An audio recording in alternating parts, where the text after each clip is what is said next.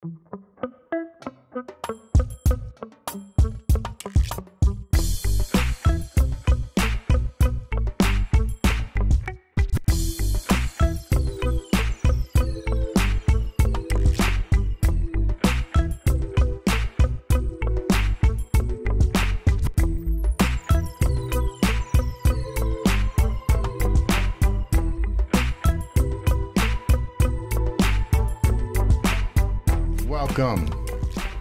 to the live streaming, the Andre The Beast Show. You know what? We've been doing this since noon. Woo! It's an all-day affair. Easy like Sunday afternoon now. And I'm easy. Ladies and gentlemen, welcome back to another live stream of the Andre The Beast Show with my co-host, Yolanda, the brand, the Prince expert in the house. Smith. Hey, what's happening, y'all? We are back live again. We are excited. This is like a show number 3 for today.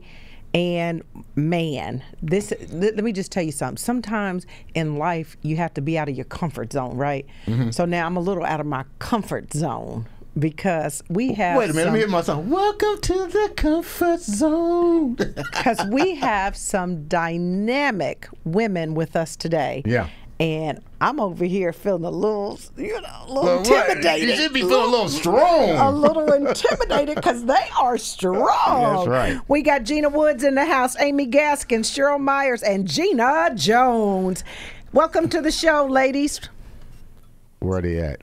Where they at? Hey, where's all the girls at? Hi, Andre. Hey, where's the other one at? Where's Cheryl? I'm here. Hey, Cheryl, and where's Amy at? Amy. Amy's here. Where's she at?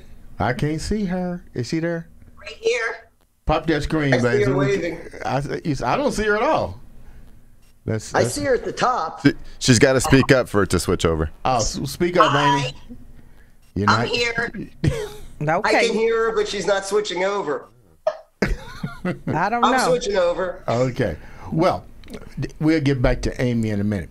So let me explain to the viewers what this live show is about today.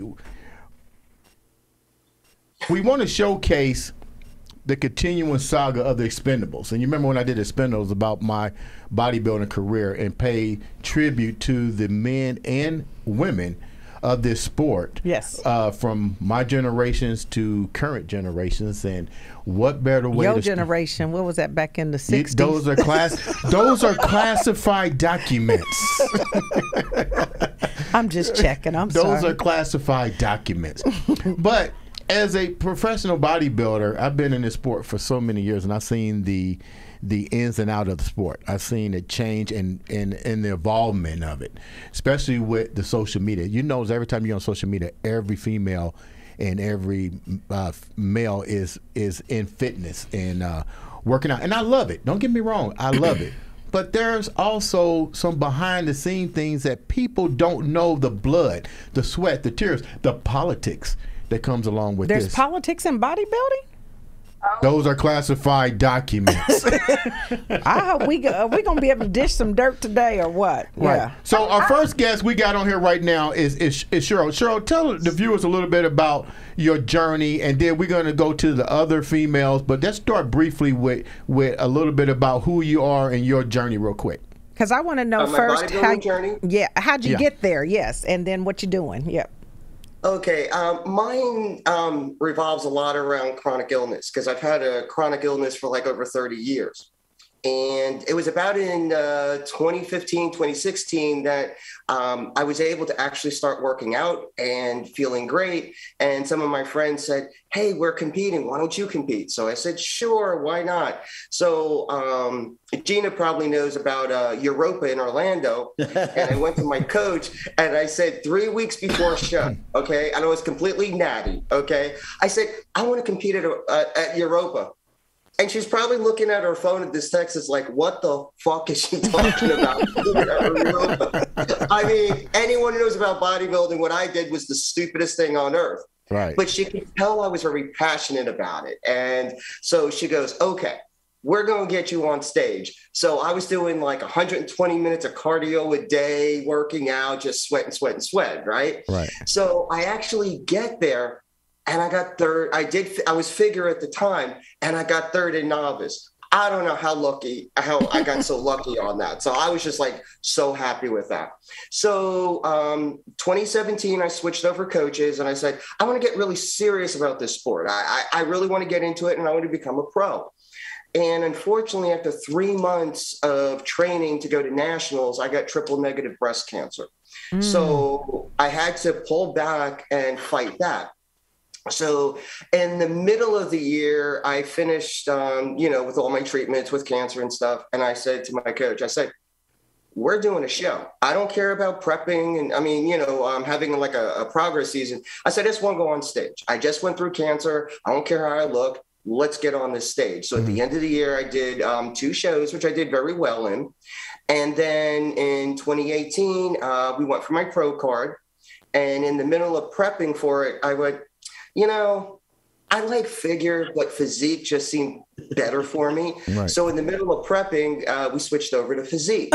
So I went to nationals, Masters Nationals. At that time, I hit 50 years old. So I did 35, 40, 45, and 50. I said to myself, I am not going all this way without a pro card. So I did all 4 of them. Age groups, and I ended up getting my pro card in 45 and in 50, which was just, amazing. Right. But then my health took a turn in 2019, and I did compete in 2019, but when you look at my pictures, something just wasn't right. And then in 2020, my health seemed to get a little bit better, but then unfortunately I was prepping for a show. I was 5 weeks out. I was feeling okay. I came home one day and worst pain in my abs ever.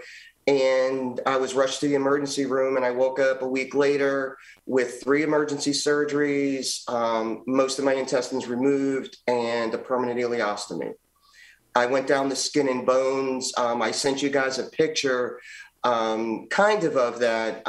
It shows where I was in 2019, what happened to me 2 months after that surgery, because I was 155 solid muscle. And 2 months after I left the hospital, you couldn't even recognize me. I was like 120 pounds, thin as could be. I couldn't walk. I could hardly talk. I almost died.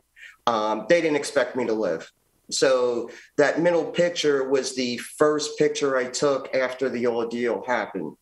And then the picture on the far side is me about a few weeks ago. And you could see that I'm definitely making a great comeback. Right. And that's where I'm at right now. So at the beginning of 2021, I was able to start training very slowly. I felt so bad, guys. I walked into the gym. No one wanted to talk to me. Not because they didn't like me, but no one knew what happened. I just left the face of the earth.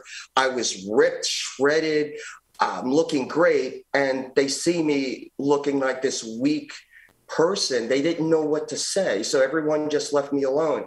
And the first time going into the gym I cried because I couldn't even lift up a barbell.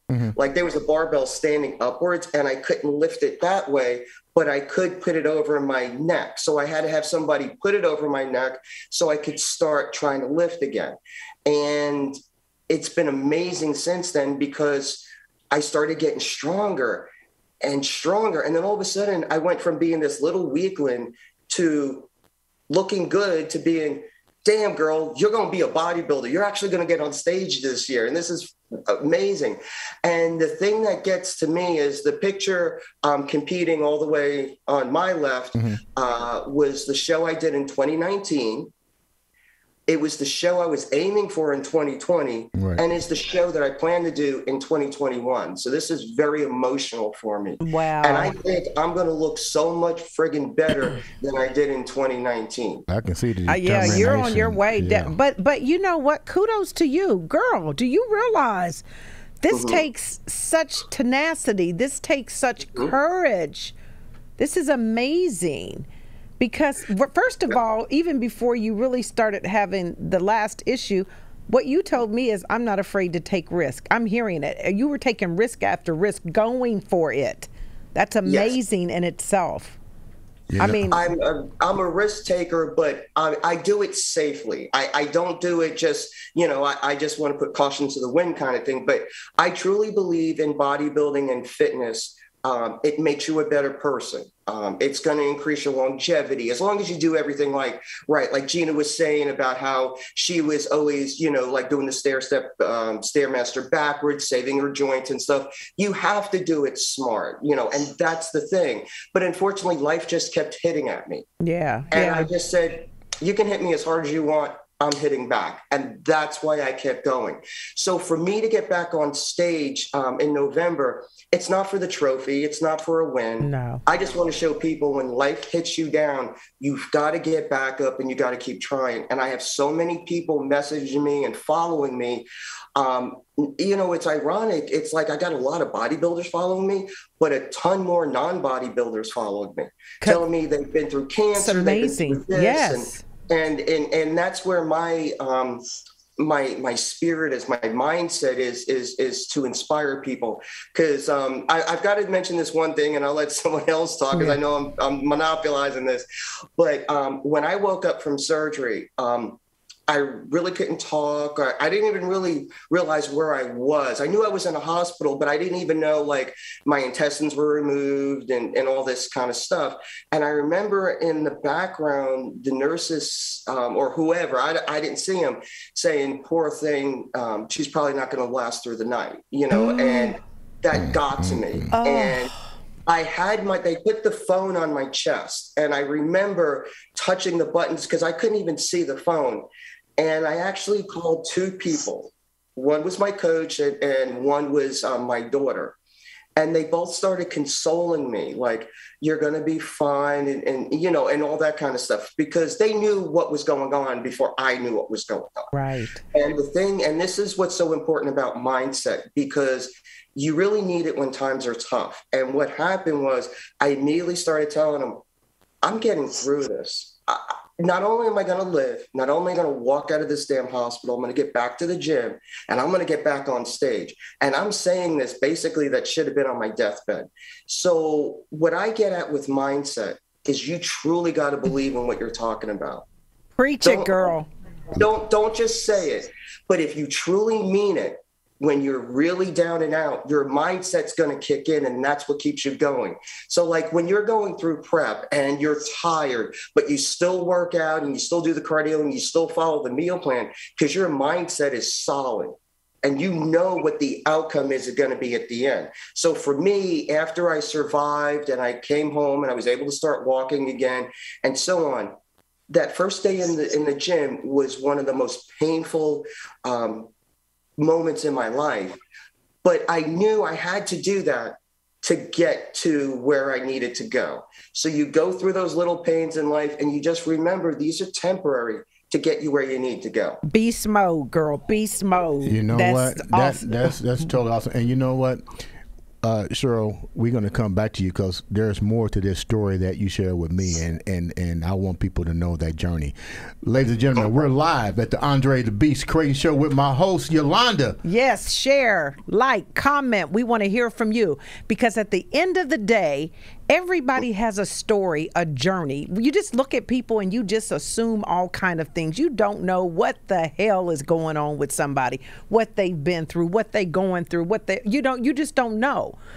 The story is real, but that was awesome. I'm just going to tell you right now, I got chill bumps because at the end of the day, to see somebody really persevere, be resilient. I'm a branding expert, and I'm always talking about the first thing is the mindset. And if you've got a growth mindset, you can achieve your highest potential if you believe you can. Okay, who's next up? Crystal Woods. Crystal, let's hear your story. I got excited. Hold on a minute. Now, when we first started, did she not say, I'm out of the comfort zone?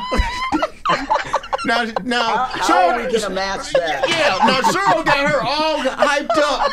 And she took the stage for me. Like, We've got a comment coming in from Hope Day saying Cheryl's story is incredible, all caps, just wow. So we got people watching on Facebook and commenting, so make sure you keep that stuff going. Okay, so who's the next person? Crystal Woods. Crystal, welcome to the show. Thank you for having me. All right, Crystal, we talked a little bit, we talked in depth, and your story is definitely impactful. All of you guys' story are impactful. But I also want people to know that you know, we're getting into that later. Right now, this is the introduction part, and people need to understand that you guys aren't just beautiful women, but you guys have gone through something, and you're strong. You overcome perseverance, you criticism, holding y'all. Take me down that. I'm gonna let you do it. You know how to do it now. Go. No, I'm just saying we would love. I'm just so excited. Yeah. Take us down that road, Crystal. Okay, well, to start, I am an everyday average person making a difference with a big heart. So I'll start with that. I'm a registered dental assistant in a pediatric general private practice. I work with special needs. That's my day job. I'm a posing coach on my own time, and I run a team with my fiance for competition prep. All right. So that's what I do. Part of who I am. I'm a mother of 2 and a grandmother of 1. Dang. Grandmother. What y'all over there doing? It's in the water. I'm getting ready to say, look, let me take a sip. I don't have that water. The gym is the fountain of youth. It's the closest thing we have to it. So that's the key right there, honestly.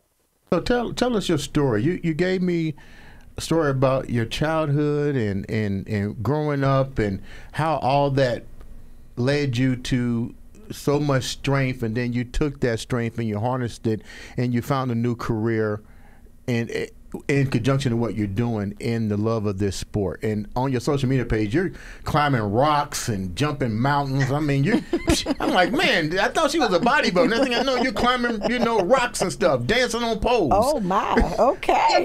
You got to do all the things. Life is short. Okay, so when I was 6 years old, my parents separated and got divorced, and my mother had full custody and my father had visitation.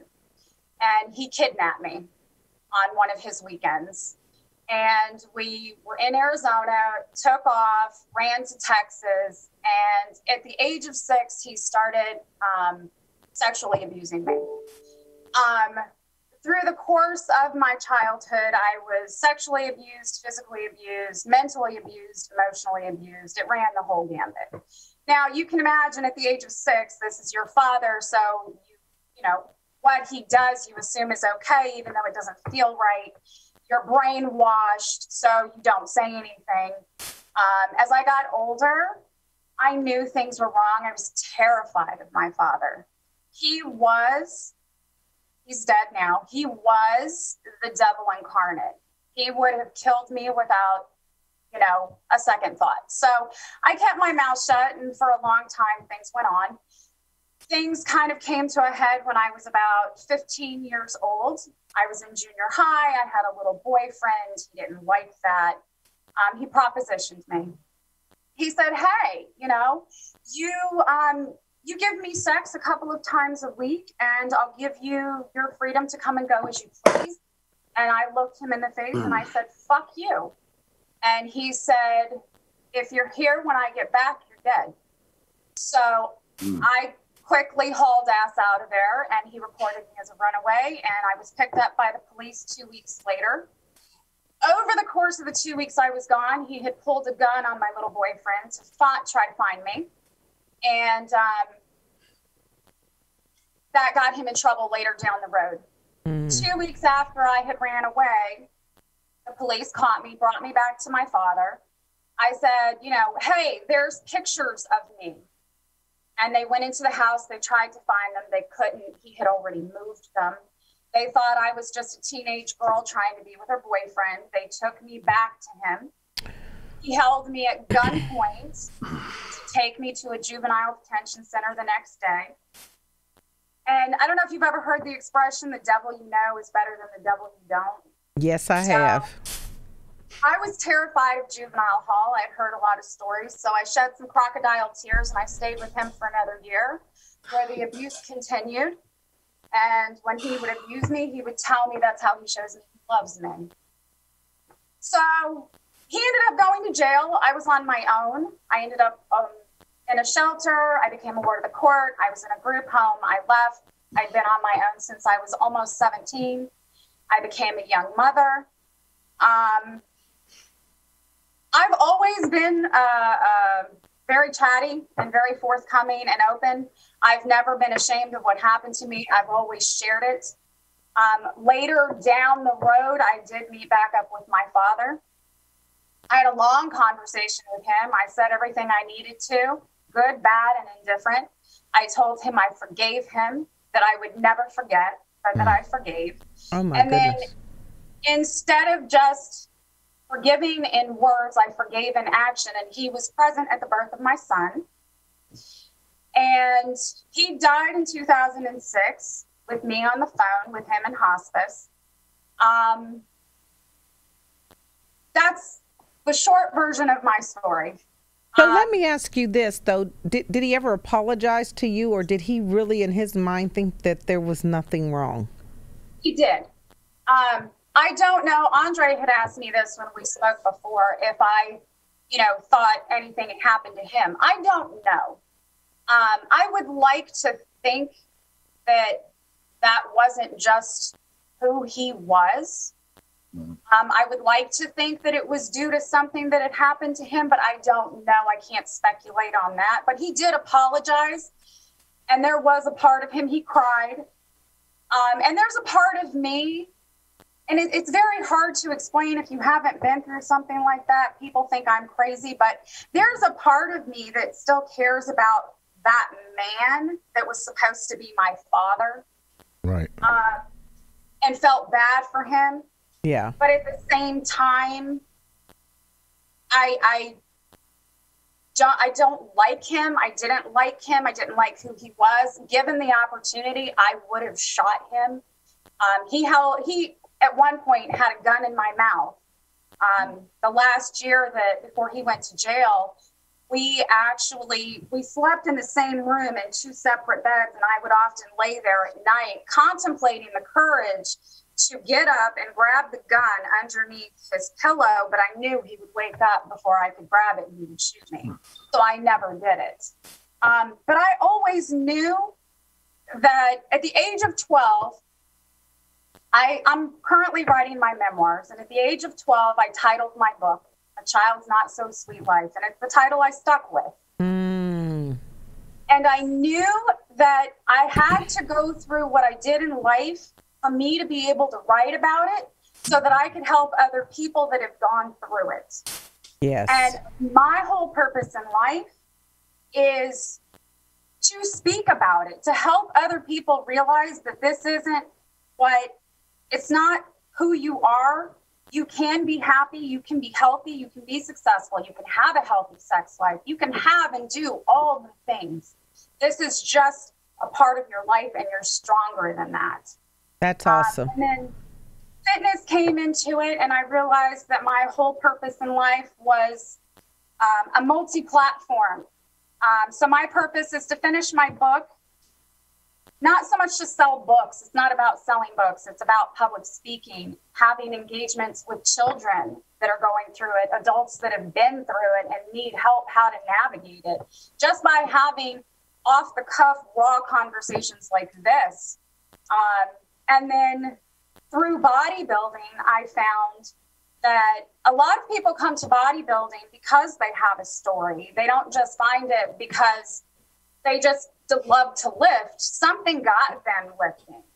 And through the community of bodybuilding, I've come across a lot of people who have been through what I have and haven't quite found how to be confident in themselves yet. So through bodybuilding and through what I've been through, my purpose in life is to help people overcome it and find their happiness and their success. That's awesome. Man, these stories, okay, I don't know if I can go two more. You know what? Let's take this thing to remind people this is the Andre The Beast Crayton Show. We're live. Subscribe. Like. Share. Comment. Wait. She missing her cue. Let's do this again. You ain't getting no check this week. Darn it. This is Andre the Beast Crayton Show. Guys, please tune in, like, subscribe, review. We got a great lineup of guests on here. Beautiful women in the bodybuilding community. They're sharing remarkable stories. Yes. I've always respected the sport that I'm in, but more importantly, I respect these individuals, these men and these women that are now able to come forth with their story because they want to be heard. Nobody can tell your story better than who? That's right. You got to be you got to be the author of your story, the CEO of your brand. So that brings us to Cheryl. I mean, now we did Cheryl. That would bring us to Amy, wouldn't it? I think, is Amy on with us? Is Amy here? I don't know. Amy, there. I haven't seen an Amy sighting yet. I see her. There she is. Okay, where? No, that's Cheryl. What? That's Gina. Where's Amy? Okay, Amy, you just got to start talking. Are you on camera? I am. There she is. There you are. Okay. Amy, welcome to the show. Thank you for having me. Take us down that road. You've heard you heard Crystal and you heard Cheryl. Yes. Tell us your journey real quick before we go into a little bit more about you guys' career. About the sport. Tell us what you went through.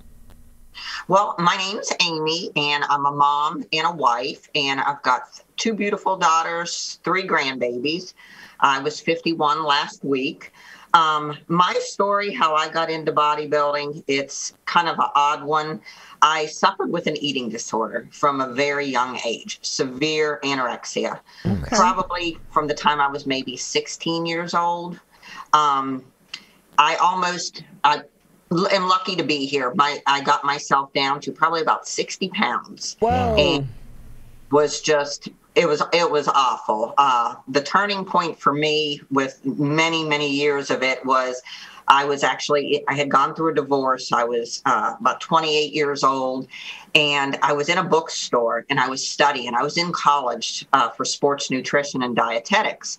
And I literally got up to get something to drink and hit the floor. Did not remember anything, just hit the floor. I made it to my car where I called a girlfriend, and I was really out of it for a long time. Couldn't really remember where I was, what I was doing. I just happened to be fumbling through my phone and called my friend, and she happened to be a nurse. And she said, "Stay where you're at, I'm on my way." So she came and brought a doctor that was a friend of hers, and I had no health insurance. I was single. I would not go to the hospital. And she's like, "Look, you've had a stroke. You've got to go to the hospital." I was like, "Nope, I'll be fine. I've got a test in the morning for college. I can't miss it." So I ended up just picking up, going home, making it through the night, going to school the next day, going through my testing.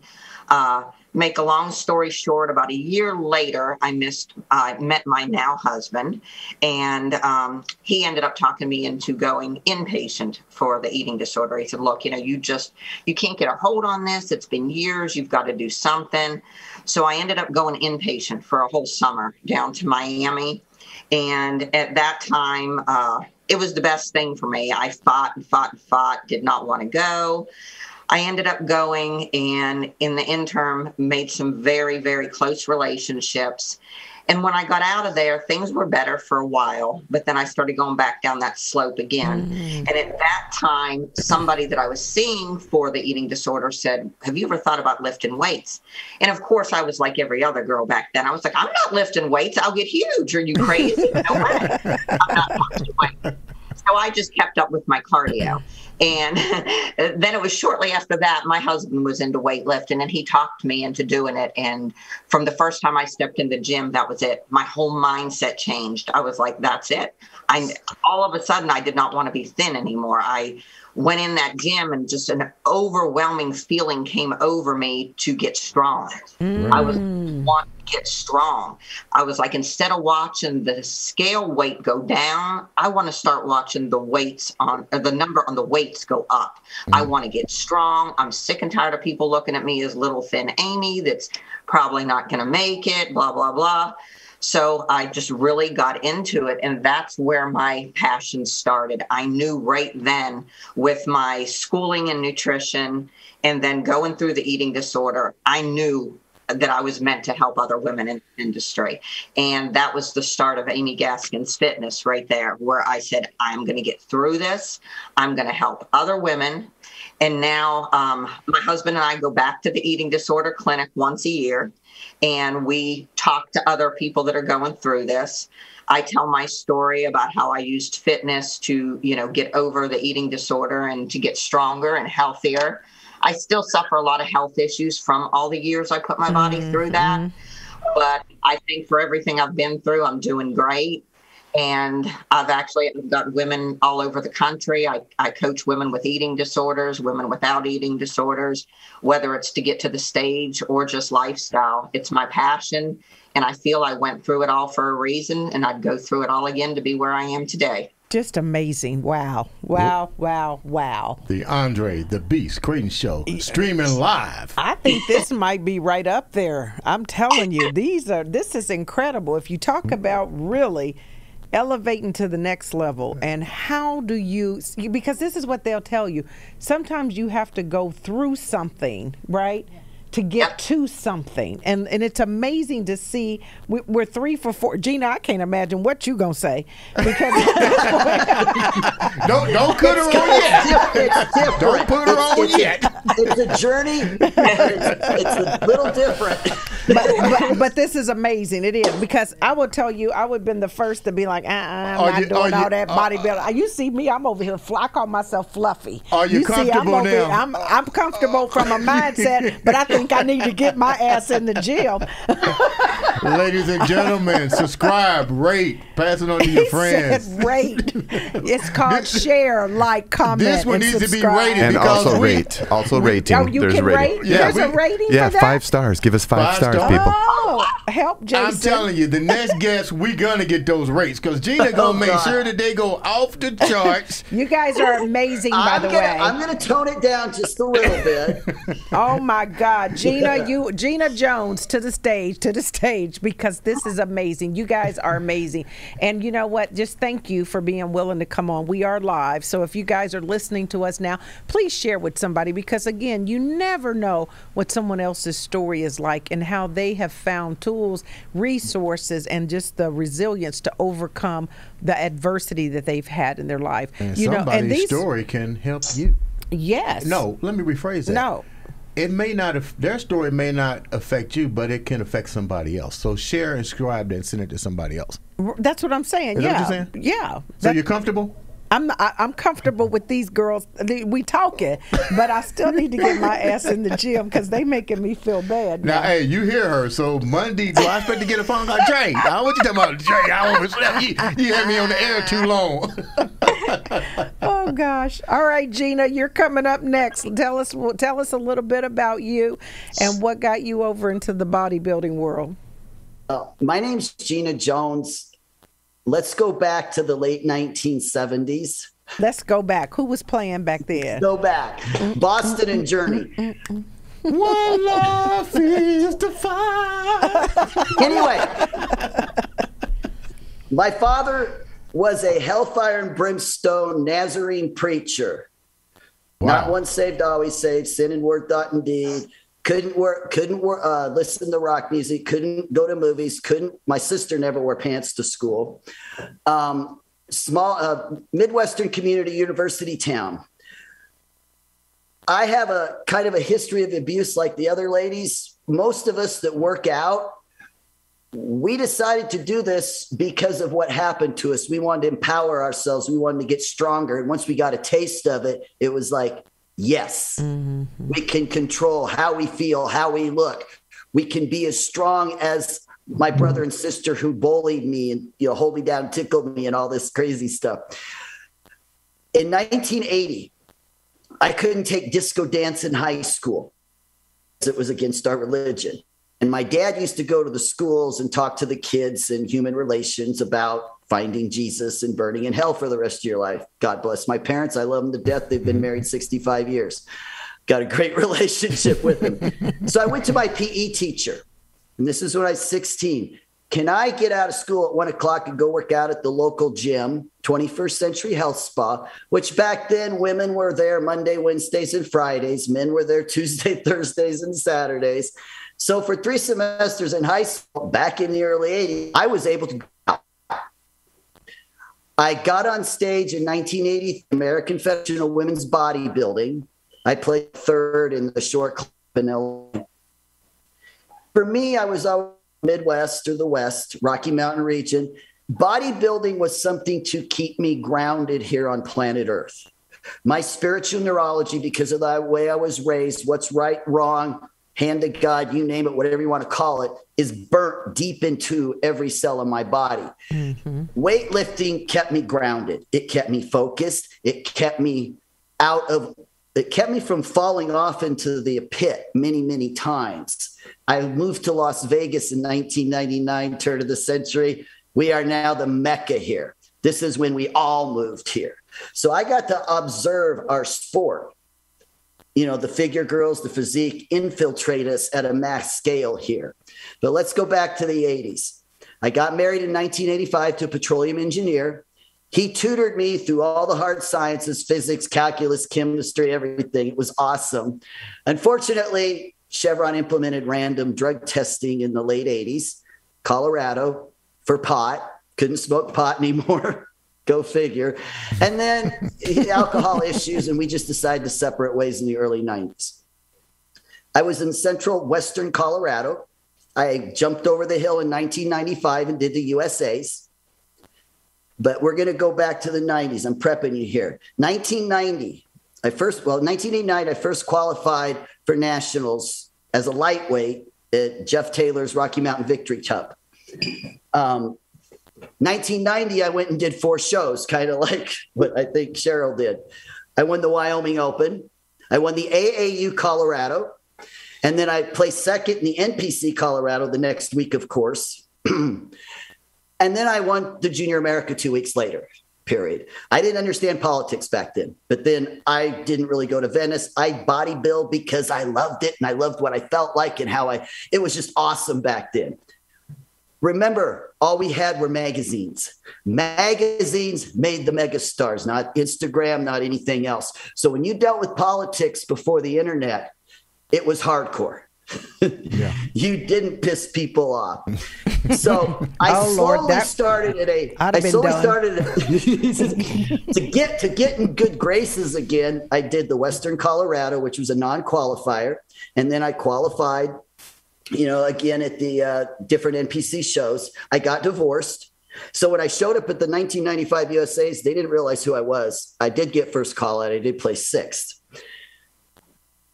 But what I witnessed backstage in the 90s, before all the med spa stuff, before the laser hair removal, made me make a decision that I didn't want to get that big. What I saw before all these things that we have available for us today, I wasn't comfortable with. So I said, I'm going to just compete when I feel like it. I'm going to keep perfecting my body. And here I am, almost 58 years old. I came out of retirement in 2017, walked on stage at Jay's Cutler's show. It's the video here. Pizza the week before, milk, no diuretics, just walked in, got shredded, ripped, old school, trained my ass off, and I won. Wow. They let me free. I won the bodybuilding division. I placed 5th in the physique. Seriously. Is that the politics? I never competed in physique before, so I told Pat Sampson and everybody, I go, let's see where you put me. So everybody I beat in bodybuilding, the other 3-4 girls, they beat me in physique. Gotcha. Yeah. Which I understood because, they're trying to set a precedence back then. And, I'm a little too square. My glutes weren't elongated enough. My waist wasn't quite tight enough, which is what happens with bodybuilders. We thicken out from the inside and we lose that shape. So we have to go from figure physique to bodybuilding. Gotcha. Okay, I want to know what happened. What you said something about what was going on behind stage. Wait a minute, I'm still stuck back there. Well, you said with hair. Unfortunately, in our sport, we were introduced to anabolic steroids, and yes, they are a felony-controlled substance. Let's get that out of the way. Mm-hmm. Unfortunately, we use them to create this physique, to get stronger, to get bigger and everything. Unfortunately, one of the side effects are male side effects. Lower voice. Lower voice happens because your vocal cords are cords. They are muscles. They thicken with use. Just like guitar strings, the little one is high, the thicker one is lower, the lower the resonance. Gotcha. The facial hair. We have laser hair removal now. I mean, the girls were shaving their faces backstage at 8 o'clock in the morning from here all the way up. We didn't know how to manage the unfortunate side effects from the drugs that were introduced to us in the sport. Okay, that makes more sense. Okay, all righty then. Does that help? Yeah. So I compete now because I enjoy it. I'm pushing 60, and I'm in the best shape of my life, internally, externally, mentally. It's awesome.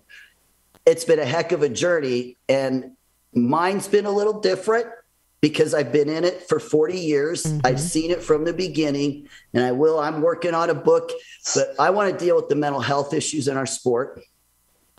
Gotcha.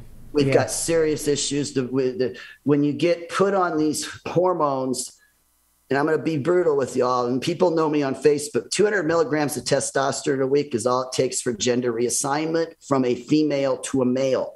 So all you ladies out there that are sitting there, you know what you've done. You basically are chemically a man by the time you get on stage. And then your coach says, hey, stop everything. And then you turn back into the woman. And if you're in recovery, sometimes you relapse. I live in Las Vegas. I see this all the time. And this is one of my things I speak a lot about, because the local competitors, the people you don't hear about that are getting sick and that are falling off the planet, that are introduced to these high levels of hormones and the other drugs. I've probably buried a half a dozen or more in the past 5 years of people I've just met here in the gym who fell into that mental cycle. And is it addictive? Yeah. Oh, I mean, yes. Because physiology or both. Because you're getting stronger. You like the way your muscles are getting. It's about strength. I mean, you know, it's an impact.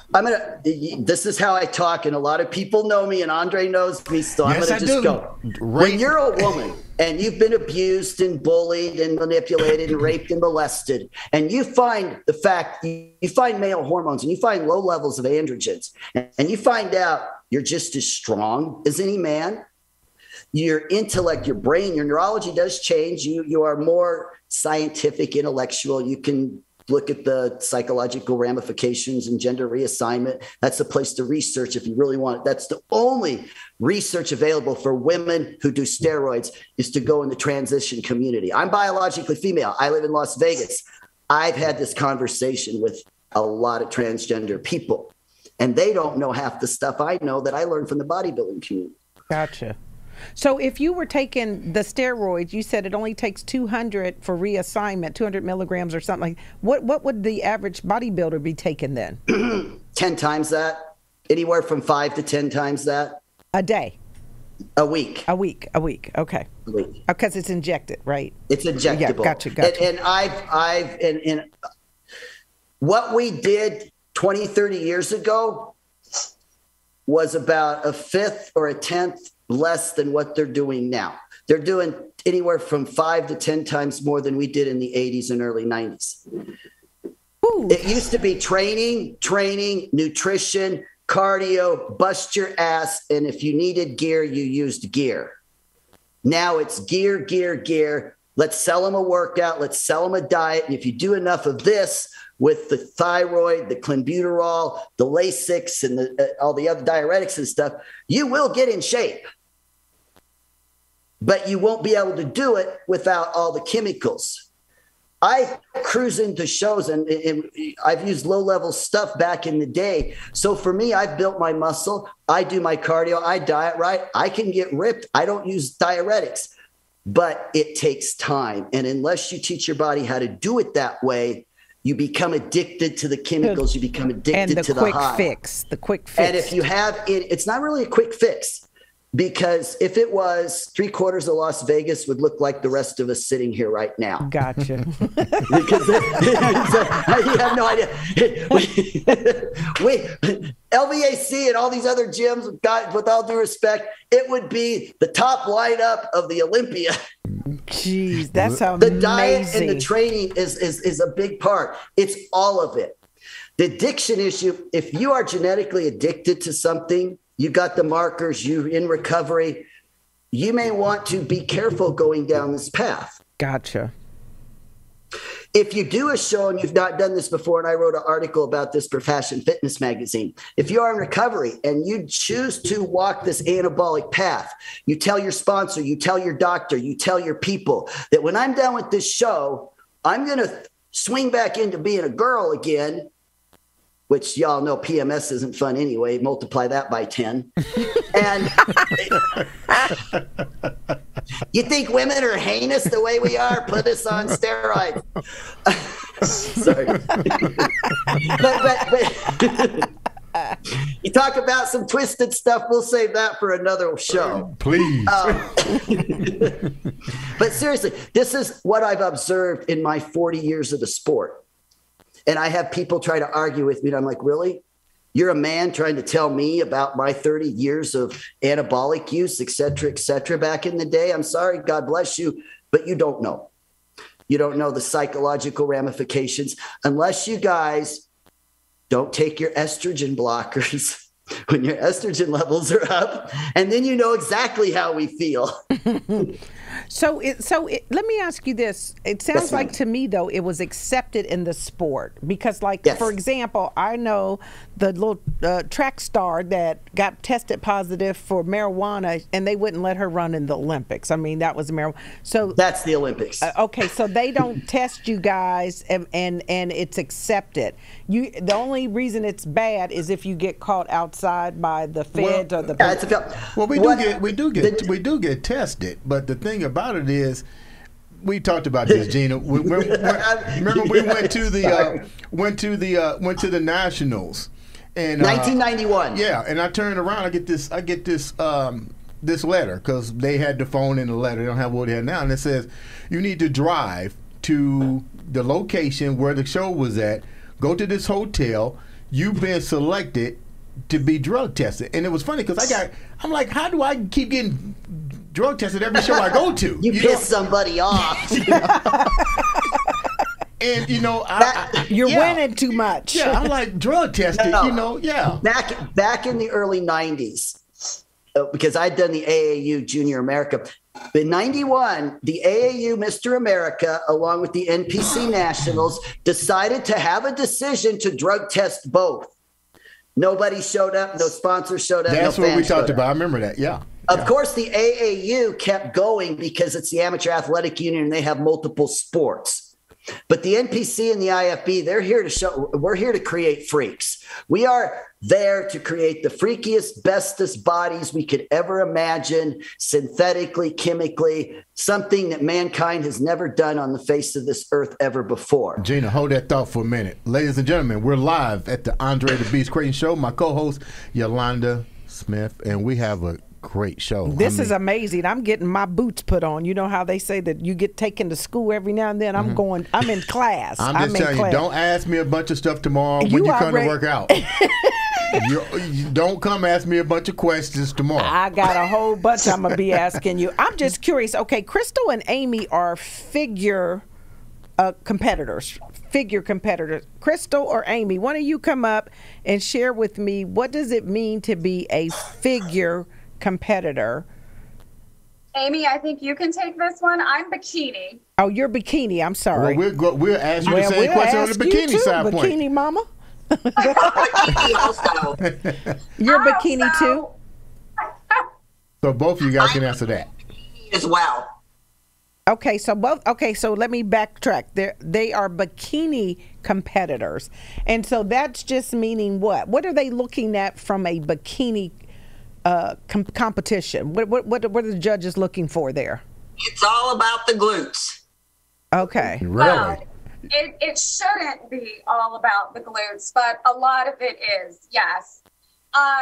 So Amy and I both compete in tested natural organizations. So we are actually in federations that polygraph and they do drug test the winners. So we submit to those quite frequently. I just did a show September 4th, and I had to submit urine for that. So we don't take any steroids or diuretics or growth hormones or anything like that. I confess I'm pretty naive to all of that even. We follow the banned substance list by WADA, which is what your Olympic athletes follow. So anything that's on that list by the anti-doping agency, we are not allowed to take. So it's just all blood, sweat, and tears and a whole lot of not eating ice cream. Darn. Hard work. Yeah, a lot of hard work. So in bikini, what they're looking for is some, muscularity, because it is a bodybuilding show. It's not the Tropicana or Hooters. So we do need to look like we lift. You're not going for Sports Illustrated, huh? Exactly. And, we need to be toned, but not have striations. We need to have good conditioning, full muscle bellies when we're on stage.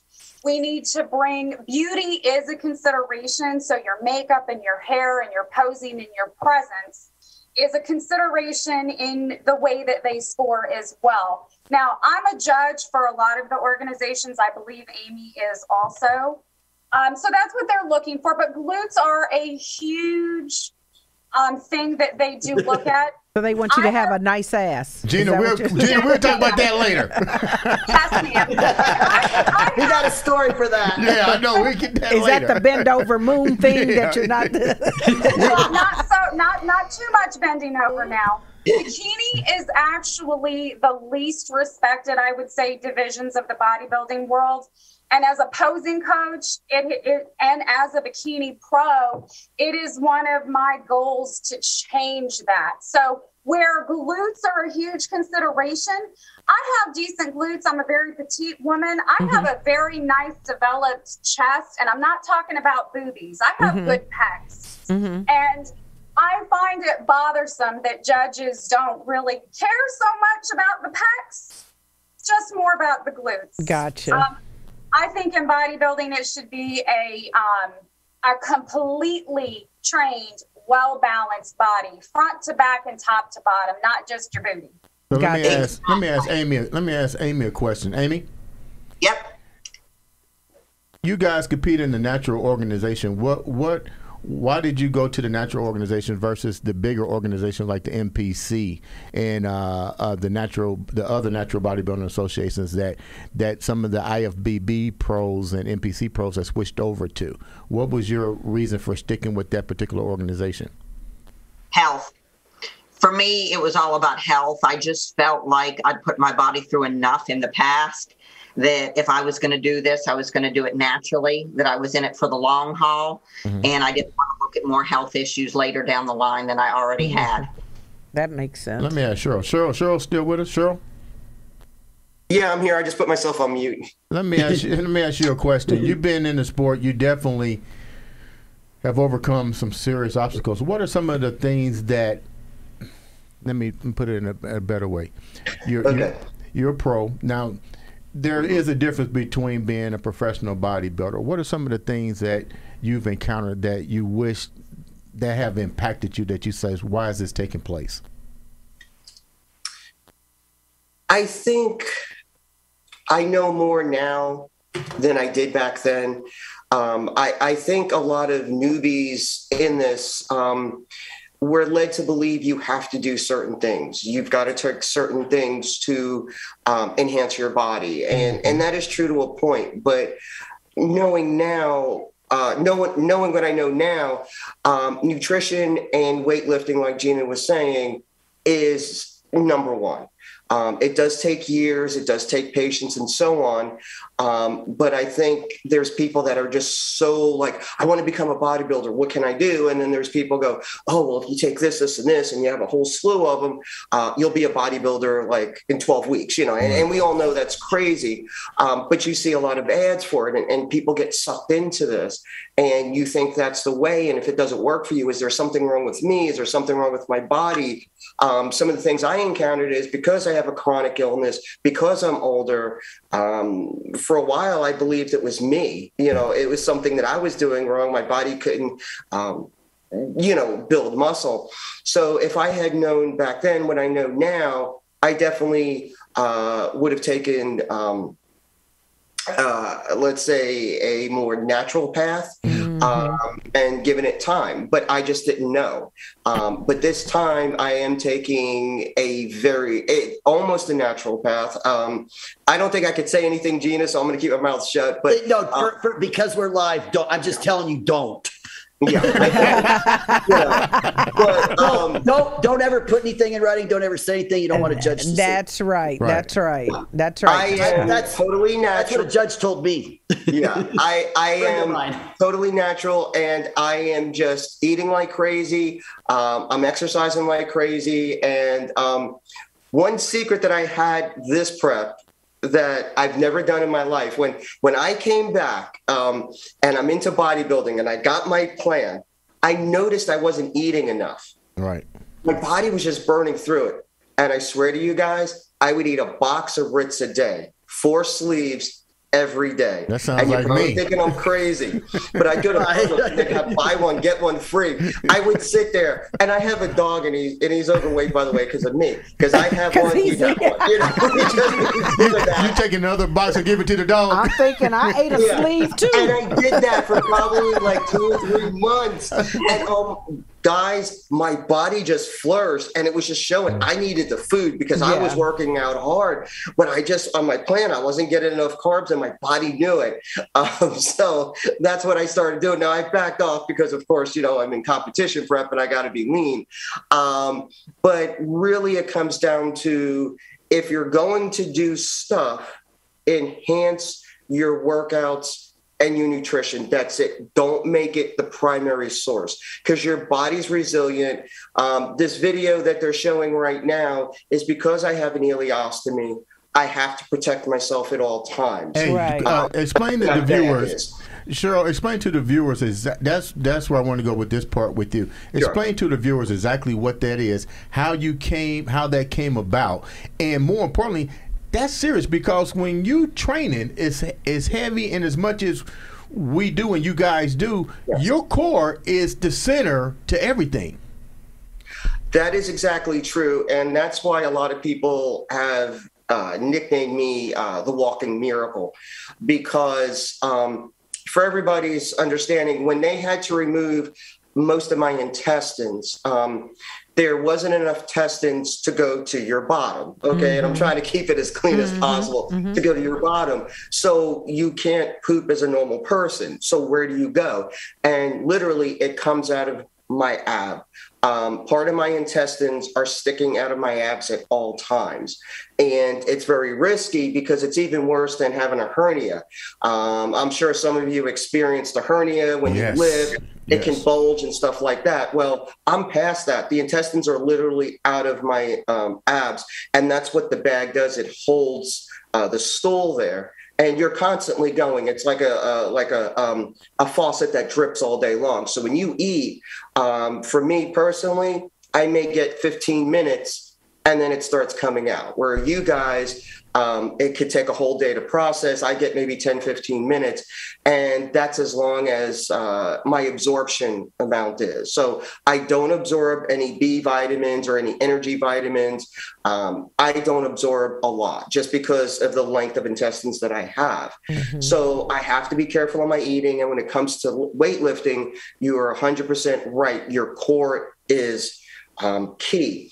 So when I got back into the gym, I was able to increase my mindset to really focus on my abs. So when I do a squat, I may not do it exactly the way you do it, and you won't even notice it when you're looking at me, but my core is engaged and everything around me is tight, because I know if I go too fast or too much weight, those intestines, I hate to say it, could pop out and put me back in the hospital. And people don't understand, because of that, this is real crucial for you, because you got to have the right nutrients, the balance of those energy vitamins and so forth, to actually maintain that level of muscle and the ability to go on. But my next question is for any one of you ladies, what's your end game?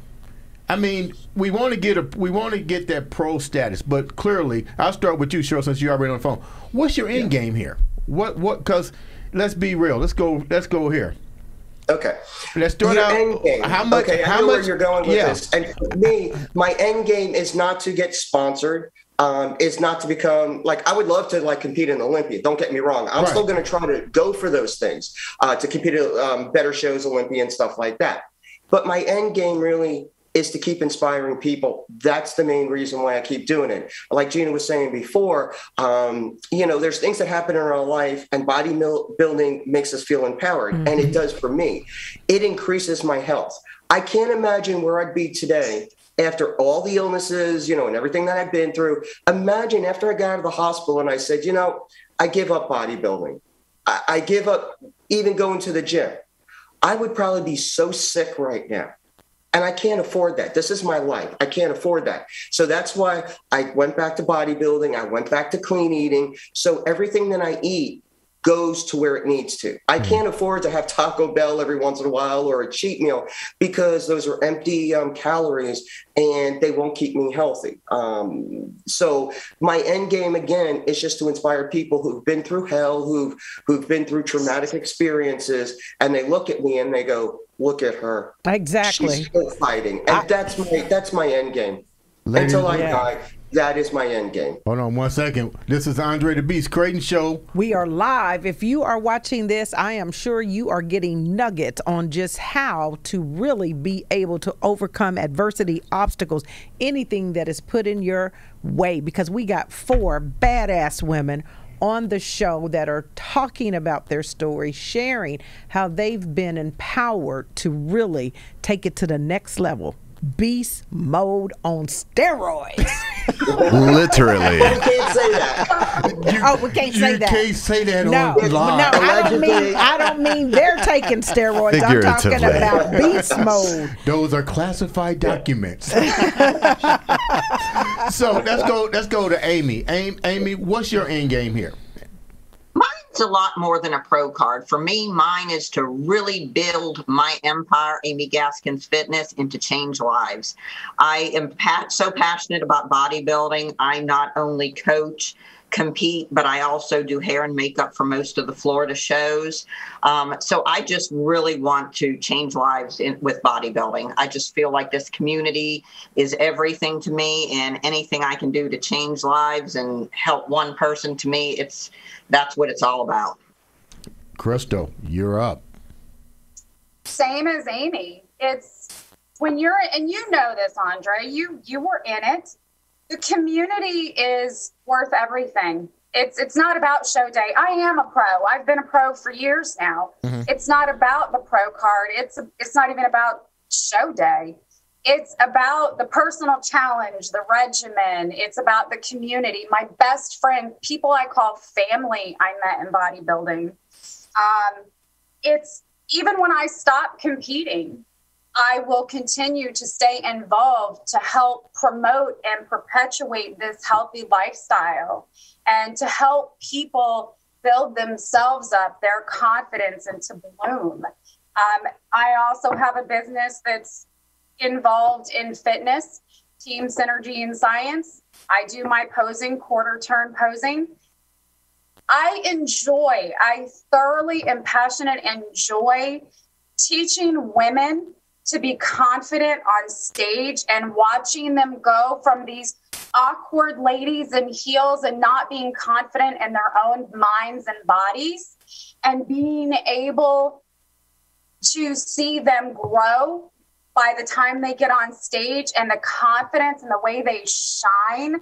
It's amazing. And it's not selfless. It's not selfless at all. I get so much pleasure out of seeing them do that. It fills my heart to know that I had a hand in their journey. And that's my end game, for it to constantly be a part of my life. My son has even competed on stage at a show that I used to promote. And he, follows me and looks up to me, and I lead the way for him. So I have to keep doing what needs to be done and doing it right, and not taking, the shortcuts, and working hard and all that. And so that he can grow up to do the same. He's 25 though, so he's grown up, but He's still your baby.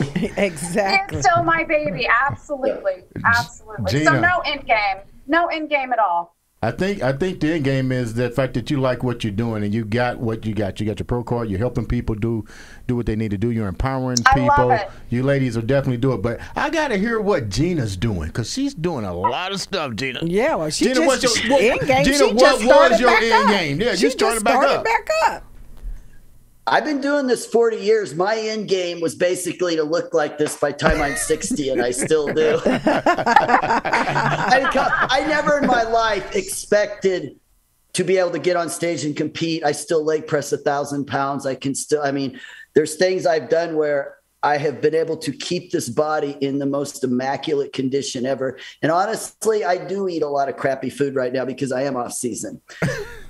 But I have 40 years of muscle built behind me, so my metabolism, my body works a little different. Yeah.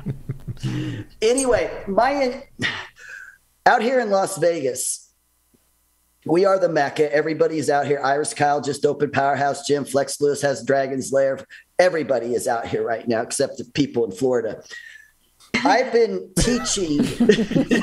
y'all took the Olympia this year. Goddamn.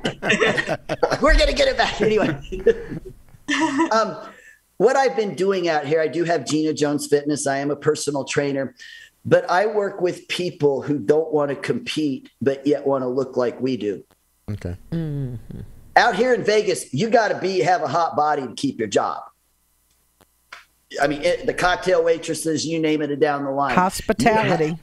This is Sin City. You get the strippers, the bouncers, you name it. You got to have a good body, but they don't want to compete. They don't want to get on stage. So I've taken the opportunity to teach them how we trained old school. I like the old Teach school. them how to build the muscle, get lean, stay that way, carb load and deplete, or whatever they need to do for any special events or modeling engagements. So I've taken everything I've learned from the sport and I'm wrapping it into a whole different type of fitness. I do help people with contests, but because there's so many top pros out here, the best of the best, I leave competition prep to them. Mm-hmm. So I work with the general public. I work with law enforcement. I'm getting them connected with youth intervention programs with different facilities here. I had the honor to sit down with a sergeant and another officer with a gentleman, Michael Teagues, who owns Naked Athletics here. They're trying to get a community center and going and working on a youth intervention program. It was an amazing thing to put that together a few months ago. I work really close with the people here in my city. Las Vegas is a very small Western town, and everybody knows everybody. Mm. Everybody knows your name. Okay. Everybody. Oh, and I run around my little flannel shirts and my hat, kind of like what you saw in the picture there with the American flag riding the horse. I'm a little cowgirl at heart. I'm going to come to town and go, where's Gina Jones? Where's Gina? A matter of fact, Gina. Trust me, you'd be surprised. It's kind of scary. Wait a minute. We're going to Vegas pretty soon. I know. I said we get ready to go up in there talking about where's Gina? Any of you ladies, when you get out here, let me know. But I've dealt in the underground in the world, in the industry, in the subculture, the bodybuilding community. I was one of the first performers on her biceps cam. We'll have another show and talk about this. But there's a subculture in our sport, and most of you know it. Some of you don't. Is that the self-trafficking or something? In Las Vegas. It's levels of what they basically call some levels of sex trafficking. And but you got to understand, we create these perfect bodies. People cannot buy what we created. You can't go to the plastic surgeon. I mean, you can get your ab implants and you can get all the other stuff, but they don't flex and they don't move, you know. You guys know what I'm talking about. People that get the implants on stage at a bodybuilding show. Yeah. But what we have, people want. And ladies, you know, when we're in the top condition, you can walk down the street and everybody's like, oh my God. You post pictures on the internet, every guy comes, God bless you guys, I love you. Your poor DM is flooded, huh? But I teach normal people how to do what we do without doing everything that we do. Gotcha. And that's my little niche out here. And I also work with mental health out here. I'm pretty much the go-to person, as some of you heard earlier. When they come off their drugs, they know to call me.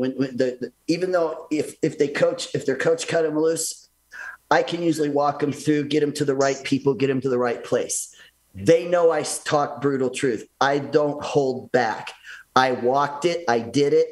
Everything you guys read on the internet, most of us did back in the 80s and early 90s. You guys are here because of us.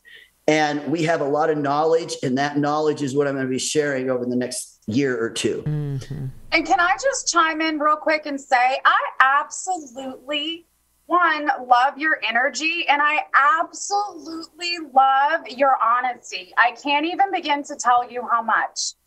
You're awesome. Thank you. If we weren't on live Facebook in the first time when I think we're going to have another podcast. We are. I'm going to talk about things that nobody talks about because I'm not afraid to talk about it. I was introduced to the session industry back in the early 90s, mid 90s in the underground, where guys like to wrestle us and they worship us. We're gods and goddesses. They call us Amazon muscle goddesses. It's just like, really? Gina, we saving that one. Gina, we're saving that one. I'm a human being. Why are you worshiping me? Oh, you're horny. Gina, we're saving that for the private episode, the pay-per-view. That's exactly. That sounds like some giddy up. That's how honest I am with this. Okay, yeah.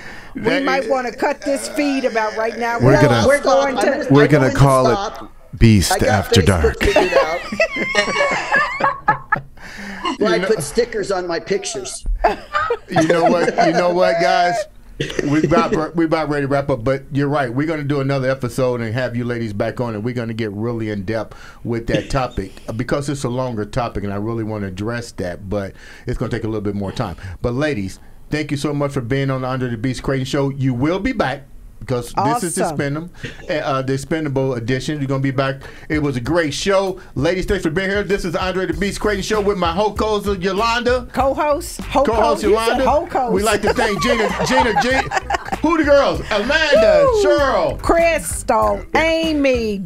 Woo-hoo! Thank you for being on the show. This is Andre the Beast Crayton. Show.